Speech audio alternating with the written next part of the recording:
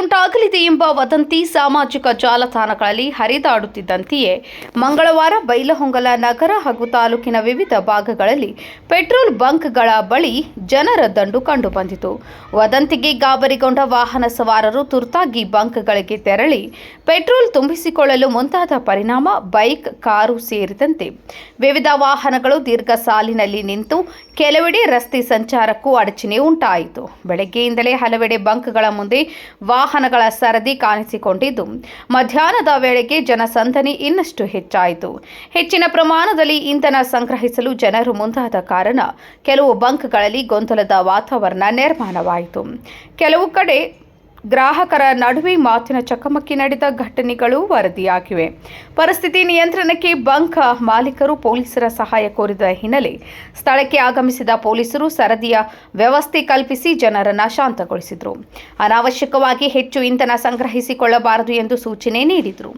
ಇನ್ನು ಗ್ರಾಹಕರ ಸಂಖ್ಯೆ ಏಕಾಏಕಿ ಹೆಚ್ಚಾದ ಹಿನ್ನೆಲೆಯಲ್ಲಿ ಕೆಲವು ಪೆಟ್ರೋಲ್ ಬಂಕ್ಗಳಲ್ಲಿ ಮಿತ ಪ್ರಮಾಣದಲ್ಲಿ ಮಾತ್ರ ಇಂಧನ ವಿತರಣೆ ಮಾಡಲಾಯಿತು.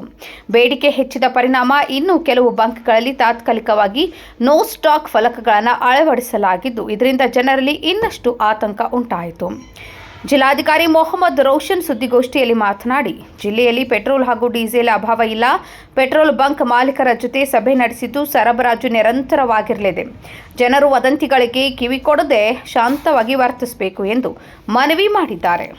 LPG ಬಗ್ಗೆ ಇರ್ಬೋದು, ಕಮರ್ಷಿಯಲ್ LPG ಹಾಗೂ ಡೊಮೆಸ್ಟಿಕ್ LPG ಇರ್ಬೋದು, ಜೊತೆಯಲ್ಲಿ ಯಾವುದೇ ಪೆಟ್ರೋಲ್ ಡೀಸೆಲ್ಗೆ ಸಂಬಂಧಪಟ್ಟ ಇಶ್ಯೂಸ್ ಬಂದಾಗ LPGಗೆ ಸಂಬಂಧಪಟ್ಟ ಇಶ್ಯೂಸ್ಗೆ ತಾವು 0831 240 7282 0831 240 7282 ಈ ನಂಬರ್ಗೆ ತಾವು ಕರೆ ಮಾಡಬಹುದು. ಅದಲ್ಲದೆ ಇದು ನಮ್ಮ ಜಿಲ್ಲಾ ಮಟ್ಟದ ಏನು ಹೇಳ್ತೀವಿ ದೂರವಾಣಿ ಸಂಖ್ಯೆ. ಇದಲ್ಲದೆ ನಮ್ಮ 112 ಪೊಲೀಸ್ ನಂಬರ್ ಇದೆ, ಅದಕ್ಕೂ ತಾವು ಫೋನ್ ಮಾಡ್ಬೋದು. ಪೆಟ್ರೋಲ್ ಹಾಗೂ ಪೆಟ್ರೋಲ್ ಬಂಕ್ಸಲ್ಲಿ ಏನಾದರೂ ತಮಗೆ ತೊಂದರೆಗಳು ಕಂಡು ಬರ್ತಾ ಇದ್ದಾಗ ತಾವು ದಯವಿಟ್ಟು 112ಗೆ ಕರೆ ಮಾಡಿ. ಧನ್ಯವಾದ.